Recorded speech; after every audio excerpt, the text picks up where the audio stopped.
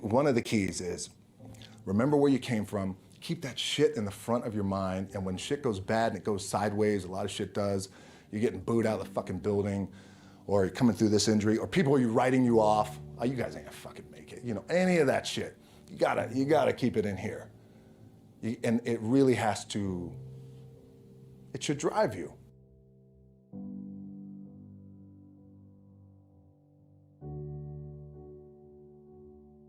This idea and this notion that you could be anything you want, and you can accomplish anything you want, right? We hear that. You've heard that from the time you were little boys. You hear that now. You're already incredibly accomplished. You can win an NBA championship, MVP of the league. You could become president. You could become governor. You could be in entertainment. You could do Charles, and you could do Shaq. You could do that. You could do whatever you want to do. You guys know that. The thing that has worked for me is to remember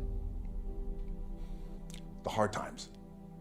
So, and I'm sure you guys all have your processes. And again, I'm going to tell you what's worked for me. So before a big movie comes out, before, back in the days when I was wrestling with WWE, a WrestleMania match, anything big that would happen, I would always take a moment and I just remind myself, all right, I was evicted when I was 14. We were kicked off the island. We couldn't live in Hawaii. Had no place to live. A lot of shit happened. Then when I moved to Nashville, I was arrested multiple times by the time I was 16 years old. I gotta remember that. If I were playing on this team, which my skills are, what's that term? Oh, the shits. So I would never play. But before I lace up, before I get on the court, before I play in these big games, before I go to the Staples Center, where history is there, those are historic walls there at the Staples Center. I would remember that, and it allows me then to be present in the moment and understand, holy shit, the stuff I have around me right now, this is the shit that I dreamed of when I was a kid. I am here. I played for University of Miami, played for great teams. Warren Sapp, Ray Lewis, they were my teammates. They were balling.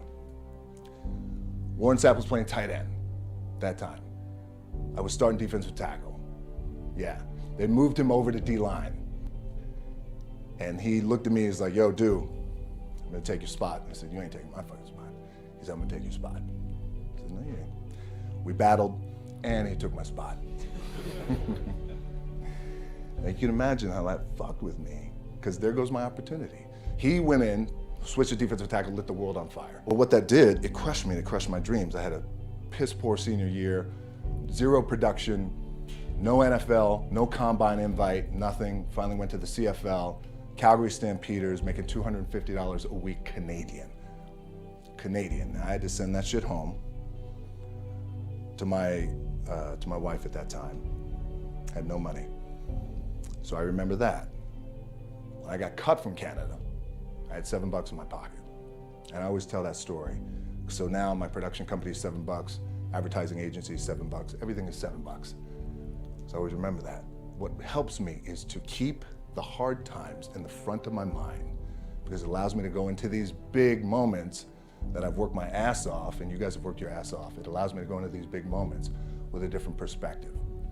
What it also does for me, and again, this is what works for me. Like, I keep my back, excuse my language, my back is up against this motherfucker. Every day, it's against this fucking wall. Excuse my language, ladies in the room. But it's up against this motherfucker because it's what I believe in. And when my back is against this motherfucker, then there's nowhere to go. But that way, that's it. So I feel like this could be something, an ideology and mindset that could help you, if you look at it that way. Because you made it already. We made it. We're successful boys, and we're lucky boys to be where we're at. Oh, you guys made it. Everybody's rich in the room. Nobody's gonna get evicted anymore. Anything you got, there's no more money problems, right? You got a lot of hands out now. Hey, can I get a little bit? Can I get a little bit? Right, that happens. But when you make it, for me, I need this. I need this. So every day, my back is up against this motherfucker, and this is how I operate. Now, doesn't mean you don't smile, Doesn't mean you don't laugh and joke, quote, right? You're happy, I'm a happy guy.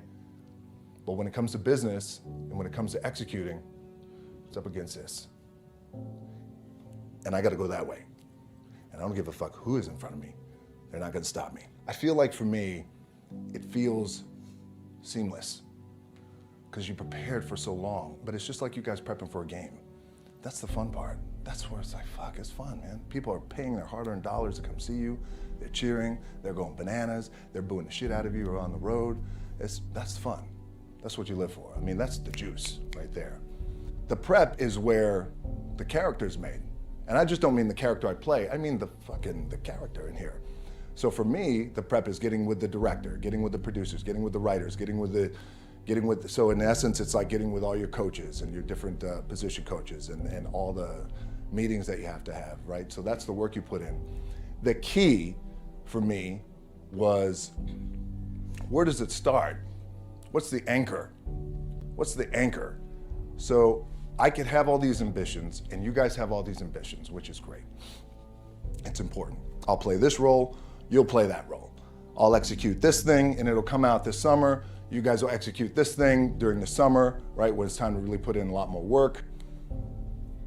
But the key with me is just always finding what the anchor is. And the fucking anchor is getting up at 4 o'clock in the morning every day before anybody else and grounding my thought process is in the no one will outwork me. No one. I love and I respect you guys. Motherfuckers won't outwork me. All starts with this. 2 hands, putting it to work. The anchor for me has always been the work in terms of the weight room training. So when I first started wrestling, I was 6 years old, rolling on the mats with my dad. My old man, a lot of you guys won't know this. Yeah, Rocky Johnson. My old man was Rocky Johnson. He was the first black WWF at that time. First black WWE tag team champions with Tony Atlas back in 1983. My uncles were the Wild Samoans. I come from a long line of pro wrestlers. But before the wrestling part happened, I was just in the gym putting in the work at 6 years old, rolling around on the mats. And finally, when I could touch weights at 13, that's what I was doing. But the weight part for me and the gym part has always been, has to be the anchor. Look, at the end of the day, like again, it's the kind of stuff that I talked about at top is I have to hold on to my dad in his pickup truck came down 4 o'clock in the morning, picked me up in Miami from Tampa. We lived in a little shitty apartment in Tampa. He drove down in his little pickup truck to Miami to get me when I was cut from the CFL.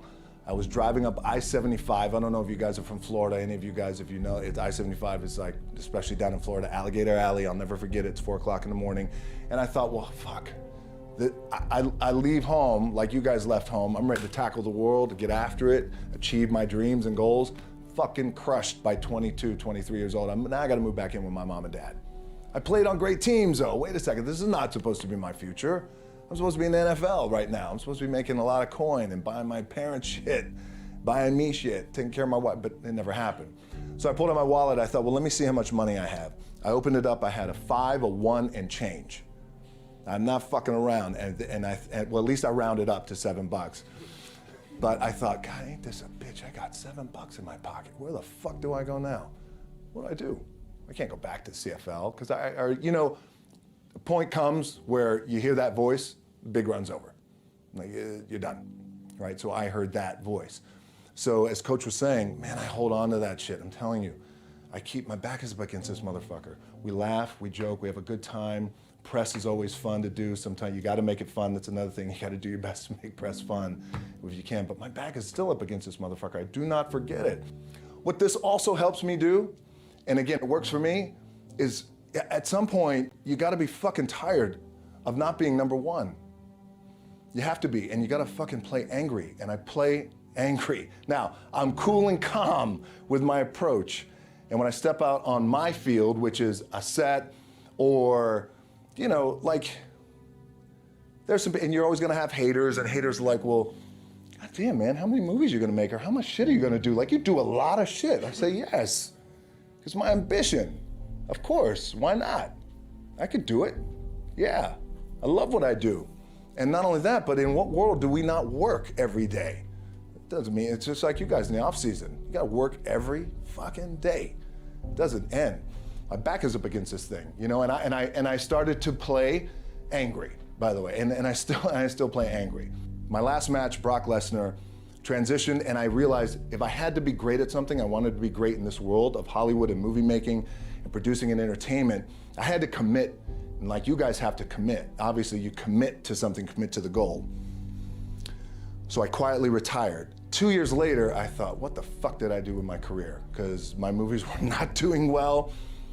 I was written off. I was like, it was around 2006, 2007. I was like, God damn. I left, I pulled a Jim Brown. I left when I was on top, like #1 in the wrestling business, and I left. It was a ballsy, gutsy, some call it stupid move, but I had to commit and I had to follow what was in my gut. And at that time, I'll share this with you guys, and Will Smith is my boy, and I sat down at that time with the agency I was with, and they said, what do you want to accomplish? I said, I want to accomplish the world. I want the world, and I want Will Smith's career, and I said, and I mean this respectfully because I know he's here at this agency with us, I want to do it bigger and better. And they looked at me like I had 3 fucking heads, and they were like, okay. But I still stayed focused, and I still had still put in the hard work with my 2 hands, and that's it. And that's what it comes down to with you guys. One of the keys is, remember where you came from, keep that shit in the front of your mind, and when shit goes bad and it goes sideways, a lot of shit does, you're getting booed out of the fucking building, or you're coming through this injury, or people are writing you off, oh, you guys ain't gonna fucking make it, you know, any of that shit. You gotta keep it in here. And it really has to, it should drive you.